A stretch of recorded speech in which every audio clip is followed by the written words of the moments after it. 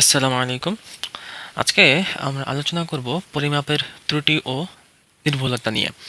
Error and accuracy of measurement. আচ্ছা, আমরা পরিমাপের ত্রুটি বলতে যেটা বোঝায় সেটা হচ্ছে কোনো একটা জিনিস, বিশেষ করে দৈর্ঘ্য, প্রস্থ এই ধরনের, মানে তোমাদের লেভেলে আর কি, দৈর্ঘ্য প্রস্থ পরিমাপ করতে যে ধরনের ত্রুটি হয়, যে ধরনের ভুল হয়। যেরকম আমার ভুল থাকতে পারে যে আমি হয়তো ঠিকভাবে মাপতে পারি না, বা ঠিকভাবে মাপতে গিয়ে, বা আমার হয়তো মাপতে গিয়ে কিছুটা ত্রুটি থেকে গেছে, ঠিক মতো স্কেলটা সোজা করে ধরতে পারিনি।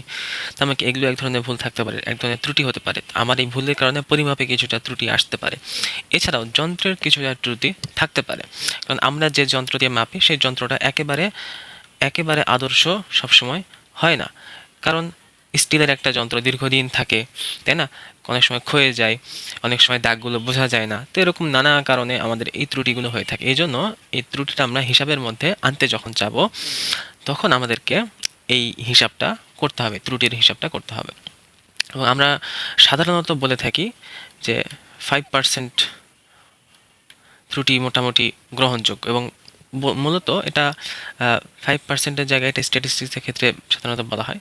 তোমাদের বই দেখো, বেশিরভাগ ক্ষেত্রেই যে ত্রুটিটা ধরা হয়েছে সেটা হচ্ছে 0.5 সেন্টিমিটার। ঠিক আছে, এটা হচ্ছে যখন সেন্টিমিটারে মাপবে তখন এই জিনিসটা ধরা হয় আর কি, এবং মোটামুটি এরকম একটা ভ্যালু আসে।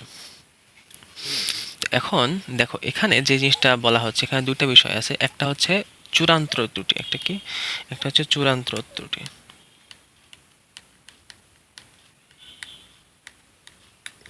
এটা কি? এটা হচ্ছে অ্যাবসলিউট এরর। ঠিক আছে, এখন এটা আসলে কি ইন্ডিকেট করে? এটা আসলে ইন্ডিকেট করে যে তুমি কতটুকু মেপেছো, প্রকৃত মান, প্রকৃত যে মান, সেই মান থেকে কতটুকু কম বা বেশি, কত কম বা বেশি, এটা আসলে নির্দেশ করে এই চূড়ান্ত ত্রুটি। ঠিক আছে, এই জন্য আমরা এক্ষেত্রে, যেহেতু আমরা প্রকৃত মান সর্বোচ্চ, মানে একবারে অ্যাকিউরেটলি পেয়ে থাকি না, এই জন্য আমরা সর্বোচ্চ সম্ভাব্য ত্রুটিটাকে চূড়ান্ত ত্রুটি হিসাবে ব্যবহার করার চেষ্টা করি। ঠিক আছে, যেরকম ধরো একটা বস্তুর দৈর্ঘ্য হচ্ছে, এখান থেকে এই বস্তুটুকু, ঠিক আছে, এইটুকু বস্তুর দৈর্ঘ্য হচ্ছে ধরো 1 মিটার, তাই না? এখন আমি মনে করি স্কেল দিয়ে মাপলাম, এবং কোনো একটা কারণে, আমার স্কেলের ত্রুটির কারণে আমি মনে করো পেলাম হচ্ছে 1 মিটার মানে 100 সেন্টিমিটার, তাই না? আমি মনে করি 99 সেন্টিমিটার পেলাম, মনে করি 99 সেন্টিমিটার পেলাম, 99 সেন্টিমিটার পেলাম, তাই না? এখন আমার চূড়ান্ত ত্রুটির ক্ষেত্র, বা চূড়ান্ত যে ত্রুটিটা আমরা চিন্তা করতে পারি যে এটা আসলে কি হতে পারে, আমরা ধরে নিতে পারি যে 0.5 মিলিমিটার এপাশ ওপাশ হতে পারে। হয়তো 0.5 মিলিমিটার বেশি হতে পারে। যদি বেশি হয় তাহলে প্লাস, তাহলে কত হতে পারে? 99.5 সেন্টিমিটার। আবার মাইনাস হতে পারে, মানে কম হতে পারে, তাই না? কম হলে কত হবে? 98.5 সেন্টিমিটার। তার মানে আমার এই যে এই জিনিসটা আমার 5 কম বেশি, এটা হচ্ছে বেশি, এটা হচ্ছে কম, যার কারণে এখানে চূড়ান্ত ত্রুটি যে জিনিসটা আমরা বলতে, সেটা আসলে অ্যাবসোলিউট চিহ্নটা দেওয়া হয়। এই জন্য absolute 0.5 millimetre is equal to 0.5 millimetre. এটা হচ্ছে আমার অ্যাবসোলিউট। কিন্তু এই অ্যাবসোলিউট এই জিনিসটা আসলে কতখানি আমরা ব্যবহার করি, আর আরেকটা আছে আমরা দেখবা যে ব্যবহার করি আপেক্ষিক, আপেক্ষিক ত্রুটি। এটা এক এক ক্ষেত্রে এক এক রকম হতে পারে। এই ধরনের যে আমরা ত্রুটি ধরতে, এটা আসলে ধরা মান, এটা হয়তো প্রশ্নে সাধারণত বলে দেওয়া থাকে আপেক্ষিক ত্রুটি কত বা চূড়ান্ত ত্রুটি কত, কত ধরতে পারি আমরা। আচ্ছা, এখন আমরা দেখব যে আপেক্ষিক ত্রুটি এই জিনিসটা কি। আপেক্ষিক ত্রুটি এটা হচ্ছে আপেক্ষিক, মানে কোনো একটা কিছুর সাপেক্ষে মাপা হয়, কোনো একটা কিছুর উপর নির্ভর করে মাপা হয়। যেরকম তোমাদের বই দেখো একটা উদাহরণ দেওয়া আছে যে এখান থেকে এখানে এইটুকু মনে করো একটা বস্তু, এটার দৈর্ঘ্য যদি 1 মিলিমিটার হয়, কিন্তু এটা চূড়ান্ত ত্রুটি যদি দশমিক, মনে করো কত, দশমিক ধরলাম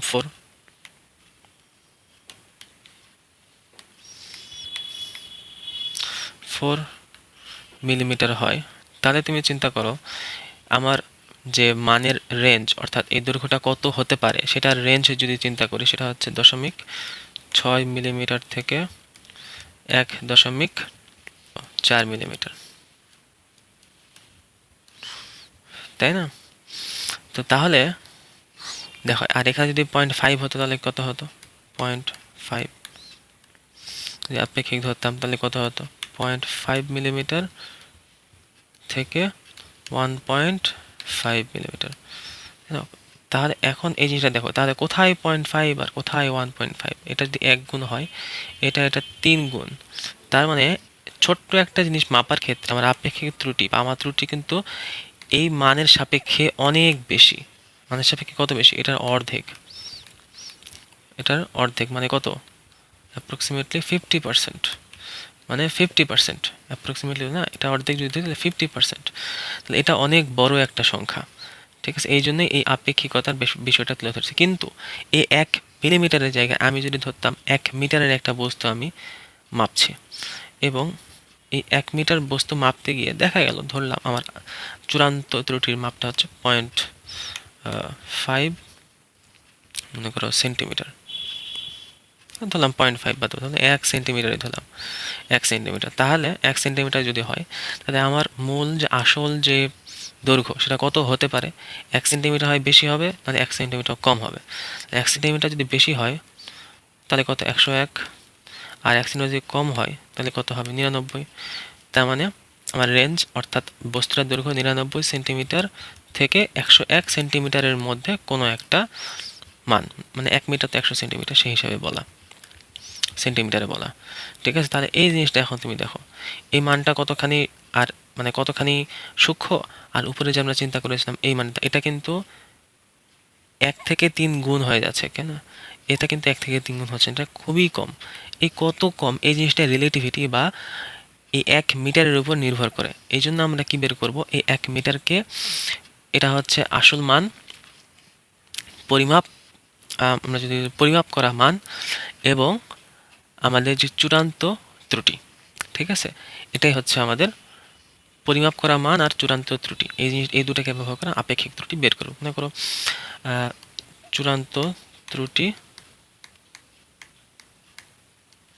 ভাগ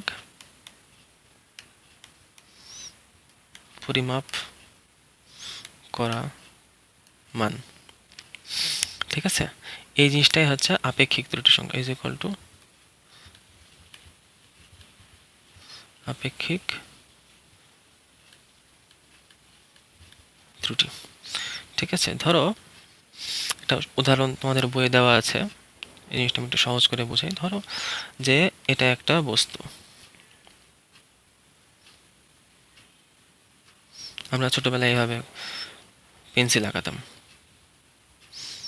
এই যে পেন্সিল আঁকাতাম, ধরো এই পেন্সিল, এখান থেকে এই পর্যন্ত আমি স্কেল নিয়ে মাপলাম কত? ধরো 8 সেন্টিমিটার মাপলাম, আমি 8 সেন্টিমিটার পেলাম। আমার ত্রুটি, ধরো স্কেল অনুযায়ী আমি দেখলাম যে আমার ত্রুটি কত হতে পারে। আমার হাইস্ট 0.5 মিলিমিটার ত্রুটি হতে পারে, তাহলে ত্রুটি আমার হতে পারে। ওকে, তাহলে আমি যে আপেক্ষিক ত্রুটি বের করতে চাই, তাহলে আপেক্ষিক ত্রুটি বের করতে চাইলে আমার চূড়ান্ত ত্রুটি কত? এটা হচ্ছে আমার চূড়ান্ত ত্রুটি, মানে কতটুকু আমার গ্যাপ হাইস্ট হতে পারে। তো হাইস্ট ধরলাম আমার 0.5 মিলিমিটার গ্যাপ হতে পারে। আমার স্কেল অনুযায়ী আমি দেখলাম, তাহলে 0.5 মিলিমিটার উপরে রাখলাম, আর নিচে আমি 8 সেন্টিমিটার দিলাম। 8 সেন্টিমিটার মানে কত? 0.5, আর নিচে 8 সেন্টিমিটার মানে হচ্ছে 80 মিলিমিটার। এখন এই জিনিসটা যে আমরা ক্যালকুলেশন করি, 0.5 মানে কি অ্যাকচুয়ালি হচ্ছে 1/8। × 1/160। তুমি দেখো 180/1 মানে কত কম আমার ত্রুটি, কত কম আমার ভুল, তাই না? এই জিনিসটাকে তখন পার্সেন্টেজে যে প্রকাশ করতে চাই, তাহলে আমি উপরে 100 গুণ করবো 60, আর এপাশে আমি পার্সেন্টেজ চিহ্নটা দিব। ঠিক আছে, পার্সেন্টেজ চিহ্ন এই জিনিসটা কিন্তু আসলে হচ্ছে 1/100। এটা যদি এই পাশে দেই, এটার অর্থ হচ্ছে নিচে 1/100 গুণ করছি, উপরে 100 গুণ করছি। এভাবে আসলে এরকম কাটাকাটি হয়ে যাওয়ার কারণে মান একই থাকে। এই জন্য আমি 100 গুণ করবো এবং পার্সেন্টেজ চিহ্নটা এখানে দিব। ঠিক আছে, আচ্ছা।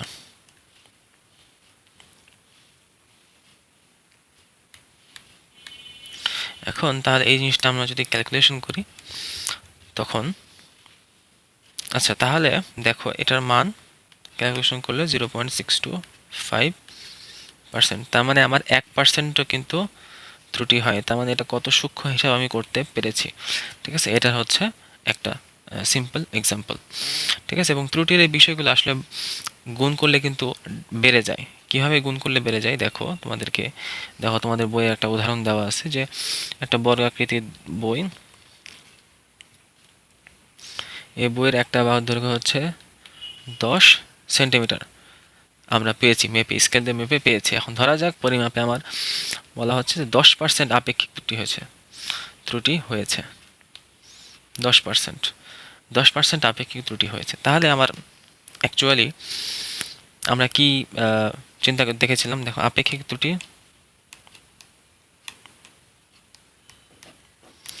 ইজ ইকুয়াল টু চূড়ান্ত ভুল মানে ত্রুটি, ঠিক না? চূড়ান্ত ত্রুটি বাই পরিমাপ করা যে মান, পরিমাপ করা মান। তাহলে আমরা যে চূড়ান্ত ত্রুটিটা বের করতে চাই, তাহলে পরিমাপ করা মান আর আপেক্ষিক ত্রুটি গুণ করে দেবো, তাই না? তাহলে অতএব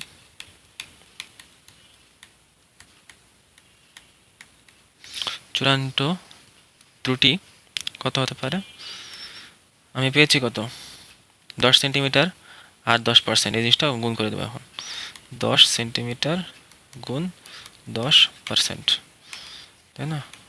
তাহলে 10 গুণ 0.1,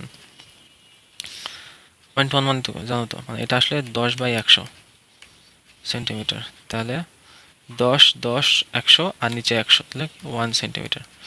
আমার চূড়ান্ত ত্রুটি হচ্ছে 1 সেন্টিমিটার। তাহলে আমার পরিমাপকৃত মান পেয়েছি কত 10, চূড়ান্ত ত্রুটি হচ্ছে 1 সেন্টিমিটার। তাহলে আমার যে দৈর্ঘ্য, বর্গাকৃতি বইয়ের যে দৈর্ঘ্য, সেটা আসলে হয় 10 থেকে 1 সেন্টিমিটার কম, এখান থেকে শুরু করে 10 থেকে সর্বোচ্চ 1 সেন্টিমিটার বেশি। 10 থেকে 1 সেন্টিমিটার কম হচ্ছে 9 সেন্টিমিটার, এবং 1 বেশি হলে কত 11 সেন্টিমিটার। আমার বইয়ের দৈর্ঘ্য হচ্ছে 9 থেকে 11 সেন্টিমিটারের মধ্যে কোনো একটা মান। ঠিক আছে, তাহলে আমরা ধরে নিচ্ছি সর্বোচ্চ যে ভুল মানে সবচেয়ে কম যেটা, সেই মানে এটা হচ্ছে একটা দৈর্ঘ্যের ক্ষেত্রে। ঠিক আছে, তাহলে এখন দৈর্ঘ্যের ক্ষেত্রে ধরো যদি সবচেয়ে কম যে দৈর্ঘ্য, ধরো 9 সেন্টিমিটার, এটা যদি দৈর্ঘ্য হয়, তাহলে এটার বর্গক্ষেত্রে ক্ষেত্রফল কত হবে, 9 × 9 9 স্কোয়ার, কত 81 সেন্টিমিটার স্কোয়ার। সবচেয়ে কম যে ক্ষেত্রফল হওয়া সম্ভব, আর সবচেয়ে বেশি যে ক্ষেত্রফল হওয়া সম্ভব সেটা হচ্ছে 11 সেন্টিমিটার স্কোয়ার। 11 সেন্টিমিটার স্কোয়ার তাহলে কত হবে 121 সেন্টিমিটার স্কোয়ার। তার মানে সবচেয়ে বেশি হলে এত ক্ষেত্রফল হতে পারে, সবচেয়ে কম হলে এত ক্ষেত্রফল হতে পারে।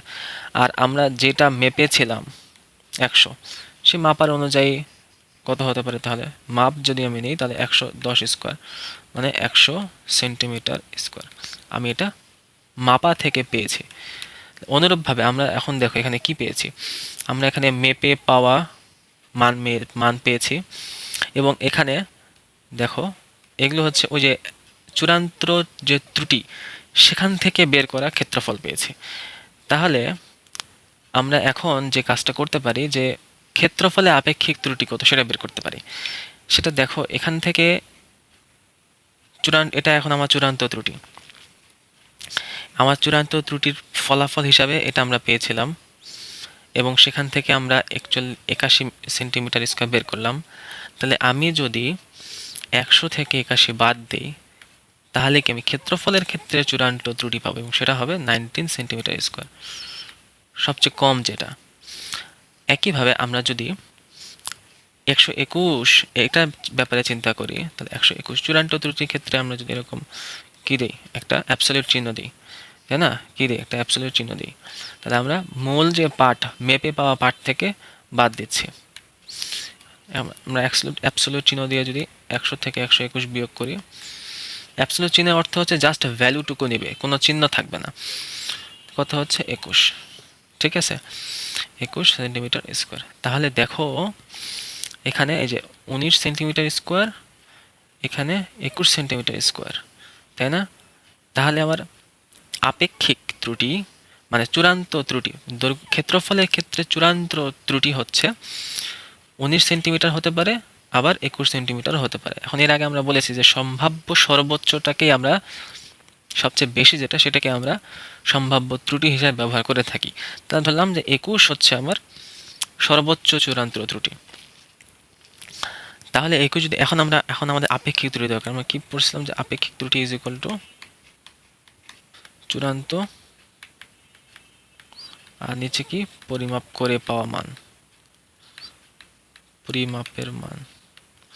এখন চূড়ান্ত হিসাবে আমরা কত পেয়েছি, এই যে 21 চূড়ান্ত ভুল পেয়েছি, 21 সবচেয়ে বেশি, এবং পরিমাপের মান হিসেবে কত 10 পেয়েছিলাম, 10কে স্কোয়ার করলে ক্ষেত্রফলের মান পেয়েছি আমরা 100। তাহলে দেখো আর আমরা যে পার্সেন্টেজ করি তাহলে কি হবে, 21%, তখন এটা কেটে যাবে, এটা থাকবে আর 21 থাকবে, তাহলে কি 21%। দেখেছো আমরা দৈর্ঘ্যের ক্ষেত্রে পেয়েছিলাম 10%, আপেক্ষিক ত্রুটি ক্ষেত্রফলের ক্ষেত্রে এটা ডাবল হয়ে গেছে। এই জিনিসটাই বোঝায়। পরের উদাহরণে তোমরা দেখবে, উদাহরণটা তোমরা এটা নিজে নিজে চেষ্টা করবে, নিজে নিজে বোঝার চেষ্টা করবে, তাহলে দেখবে যে এখানে ক্ষেত্রফল, এটা হচ্ছে ক্ষেত্রফল, আর এটা যখন আয়তন নির্ণয়ের ক্ষেত্রে চলে যাবে তখন কিন্তু এটা আর প্রায় অ্যাপ্রক্সিমেটলি 30 হয়ে যাবে, মানে কি 3 গুণ বেড়ে যাবে। এটা হচ্ছে 2 গুণ, হচ্ছে 3 গুণ। তো তো আপেক্ষিক ত্রুটির এই ব্যাপারগুলো এইভাবে আমরা বের করতে পারি। এছাড়াও আরও নানা রকম ত্রুটি আছে, এগুলো তোমরা ইন্টারমিডিয়েটে উঠলে আরও ভালো বুঝতে পারবে ইনশাআল্লাহ। তো আজকে এই পর্যন্তই। আসসালামু আলাইকুম ওয়া রাহমাতুল্লাহ।